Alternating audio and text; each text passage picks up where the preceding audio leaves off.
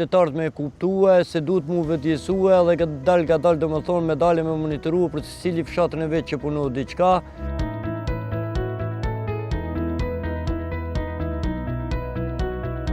Trotuaret mund të dëmtohen, kupzat janë të thyera, zona rrezikon nga shembjet e dheut, shoferët janë të rrezikuar nga mungesa e shenjave.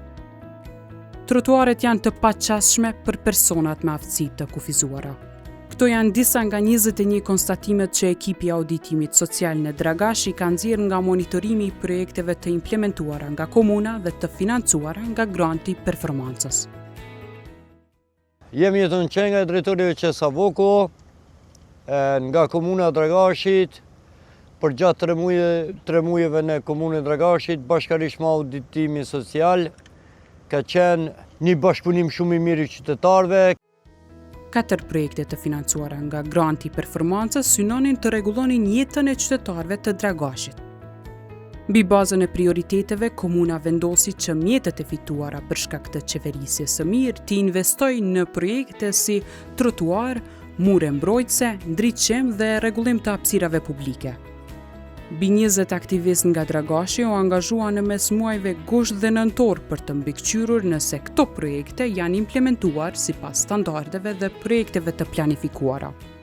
Ndikimi ka qenë sepse kohët e fundit ka zonë qytetarët me kuptue se duhet mu vëdjesue dhe ka dalë do më thonë me dalë me monitoru për të cili fshatën e vetë që punohet diqka edhe me quë rekomandimit cilat janë për mu bo edhe pse mendojnë qytetarët të shkeq.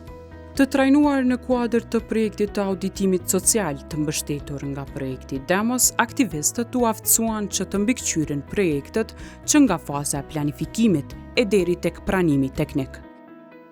Kjo mundsoi që anëtarët e komunitetit të kuptojnë shkaktarët pse në raste të caktuara cilësia e punimeve nuk është sipas standardeve e projektet nuk janë të qasshme, sidomos për personat me aftësi të kufizuar.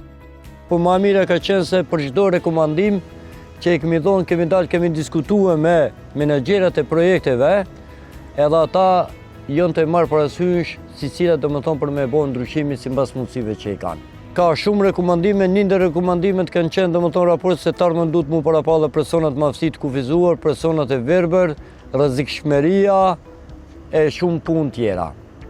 Përderisa ai nuk e ka atë mundësi që në trotuar të ecë me karrocën e tij, atëherë është shumë e rëndësishme se është po një rrugë për makinat pa e asfaltuar.